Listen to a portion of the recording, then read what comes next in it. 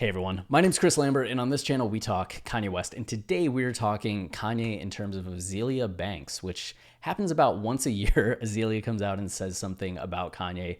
This time it's because she is tying the release of her new single to Kanye West by naming the song Kanye West. So just these photos, a little refresher for who Azealia Banks is in case you don't remember what she looks like or have never seen her before. She was getting a lot of notoriety for her music in 2012 to 2014-ish range, as she was kind of seen as this up-and-coming artist that had these like great dance, hip-hop kind of mixtures. And then her controversies just kind of took off. And she was out of the music scene for a little bit, maybe releasing one project over the course of 6 years. So her controversies have kind of dominated her career, but it looks like she's about to make a comeback. And for some, that's good news, because there are people that, despite her controversies, identify with the mental health issues Azealia has had and forgive her for that, and also love the music. There are people that just separate the art and the artist and are excited about the music. And then there are people that are not happy about anything that she does. And I say more power to all of you. I think her controversies are a little above the kind of controversies that Kanye has, like into some serious stuff at times. So I get why people are kind of like, eh. But also at the same time, if you're more of a forgiving person, it does seem like she might be in a better place, which is something we'll get to at the end of all of this. But you can see the context here. Azealia Banks points her fingers at Kanye West in, I can't say the word or I'll get demonetized. So just all night cover art. Azealia Banks returns with provocative artwork for her upcoming Bang 'Em All Night single. We'll say that, but there's even more art within the cover fans are paying attention to. The song's cover art features Banks placing her hands along the outline of her denim bikini bottom. I also can't show that in full, or else I'm pretty sure the video gets demonetized. YouTube can be a fickle mistress. With her fresh navy blue manicure spelling out Kanye West's name, on her fingernails, which we'll see that. But the Harlem rapper first teased the single in June when she wrote in an Instagram post, the first single is Kanye West, F 'em All Day, out July 9th.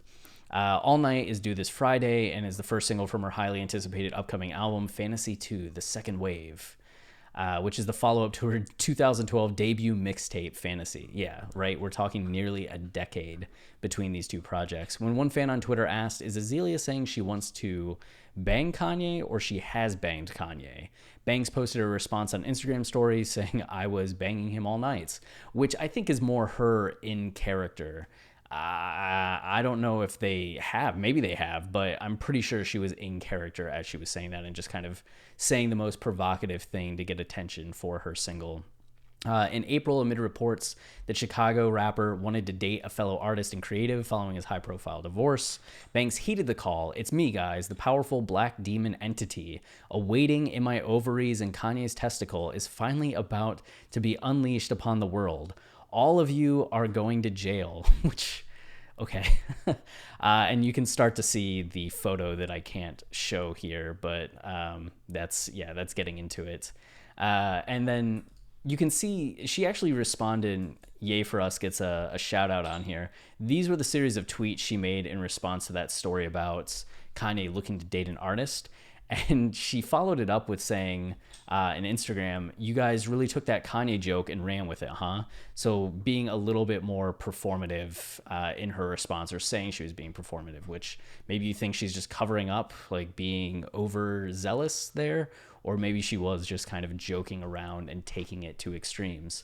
But this isn't the first time that Azealia has talked about Kanye. Like, legitimately, I feel like each year there's one moment in the year where Azealia like comes out and says something either positive or negative about Kanye. In 2018, it was this. Kim got in a fight with Rhymefest. Rhymefest, longtime Kanye collaborator, was one of the OG writers on Jesus Walks, where Kanye actually replaced Rhymefest with his own like Rhymefest was on OG Jesus Walks, and Kanye was like, oh, this is a great song, took Rhymefest off, it put his own verse and kept going. But the two were tight back in the day. And then after Kanye's mom passed away, Rhymefest opened up something called Donda's House in Chicago that was going to help kids like get into hip hop. And I think Kanye was involved for maybe a little bit, but then bounced. And Rhymefest in 2018 finally called Kanye out about Kanye's lack of involvement in this charity that was named after Kanye's mom. And Kim was the one that responded. And her and Rhymefest were kind of going at it in a heated way. You haven't been right since you got kicked out of the studio in Hawaii wearing fake Yeezys. You're over leveraging Kanye's name and ask Kanye to donate money to you, so stop with your fake community politics and lies. Truth is, you haven't been able to sustain the foundation, which, damn. The two ended up making up on Twitter and kind of apologizing to one another, and Rhymefest was out with Kanye. So it seemed like things were patched up there, but Azealia chimed in saying, but it's dedicated to Kanye's mom. I would assume Kanye would be the one sustaining the foundation. Not everyone can afford to pay loads of money for sneakers, referring to why Rhymefest had fake Yeezys. I was at that session and Kanye had a private chef, I guess a session where Rhymefest got kicked out. And Kanye had a private chef cooking food for only him, which, okay. Kanye had guys in the studio hungry and broke. Literally the most obnoxious thing to watch Kanye eat a plate of cantaloupe wrapped in prosciutto. What? Offers cantaloupe wrapped in prosciutto. Does that even go together? Am I too poor to understand why that's a good combination? Is that a combination? Okay. Of Versace plates and 24 karat cutlery while not offering anyone in the room a single snack. Guys kept looking at him, hoping he would offer, and it was the most awkward thing ever. Like, I know I did not fly all the way to Hawaii to lend my creative energy just to watch you stare me in the eyes and eat cantaloupe, which is kind of funny to imagine. Like, Kanye just asks you a question and then eats cantaloupe while watching you. Yeah? Answer. Yeah. What did you think of the song? I'm eating cantaloupe. Tell me what you thought of the song. And trust, I seen the types of guys Kanye has in the studio. They're all regular dudes. Plus, why Kanye ain't give Rhymefest some Yeezys? Why did Rhymefest have to procure his own Yeezys? I think mostly fair points there, but just kind of an example of Azealia's...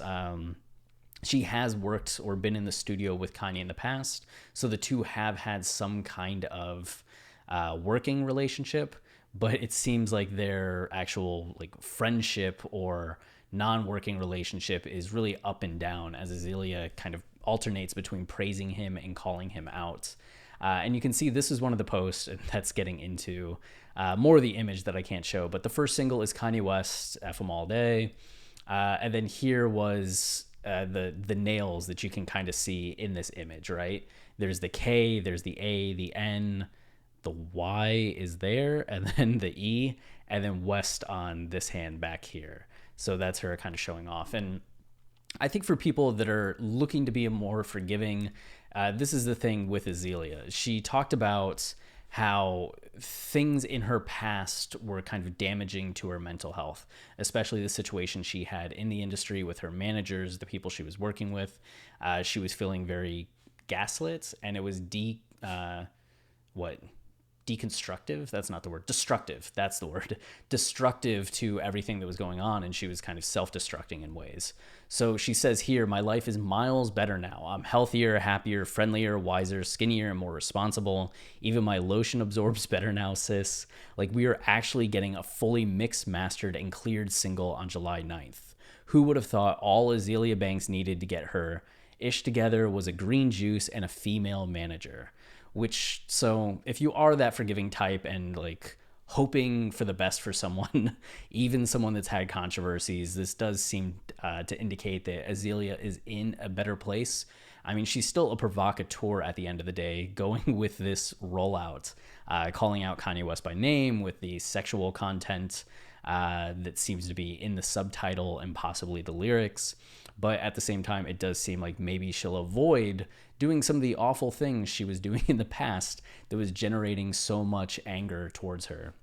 And then just a reminder, like, you can see down here all the kind of nominations she has had.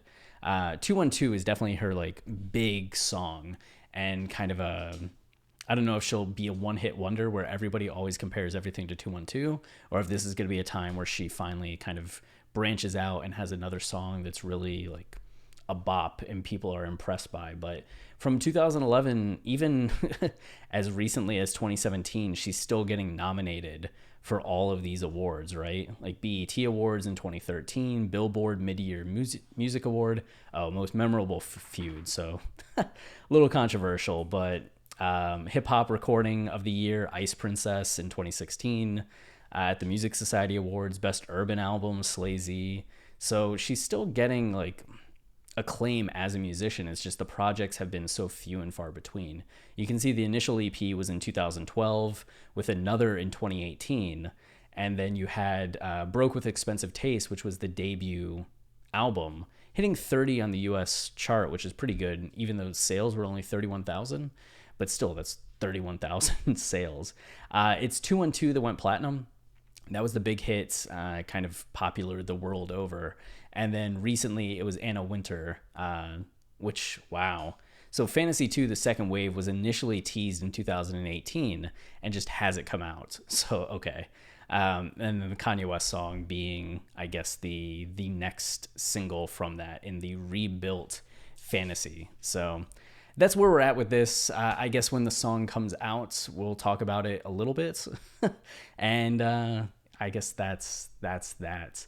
If you want to support the channel, the easiest way is to like, subscribe, comment, and watch time. All of those things help the YouTube algorithm, making sure YouTube shows our channel and videos to more people, which is the best way for us to grow our audience, which is really helpful. And then we also have our podcast, Watching the Throne, a lyrical analysis of Kanye West, where we explain Kanye albums and themes in depth. It's the best analysis you'll get of Kanye's artistry and lyricism.